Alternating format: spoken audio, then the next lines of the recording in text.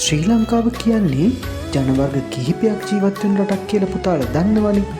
ඉතින් ඒ වගේම තමයි අපේ රටේ ආගම් වර්ග කිහිපයක් අදහන මිනිසුන් ඉන්නවා. ඉතින් අපි මුලින්ම ඉගෙන ගමු පුතේ ශ්‍රී ලංකාවේ තියෙන ආගම් මොනවද කියලා. ශ්‍රී ලංකාවේ වැඩිම පිරිසක් අදහන ආගම තමයි පුතේ බෞද්ධ ආගම. බෞද්ධ ආගමේ ශාස්ත්‍රවරයාණන් වෙන්නේ ගෞතම බුදුරජාණන් වහන්සේ. හින්දු ආගමත් ශ්‍රී ලංකාවේ පවතින ප්‍රධාන ආගමක්. ශිව දෙවියන් තමයි හින්දු ආගමේ ශාස්ත්‍රවරයා වෙන්නේ.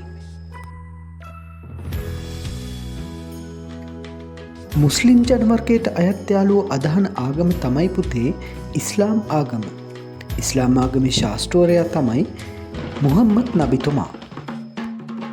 බර්ගර් ජනවර්ගයේ යාළුවෝ අදහන කතෝලික ආගමේ ශාස්ත්‍රවරයා වෙන්නේ පුතේ ක්‍රිස්තුස් වහන්සේ.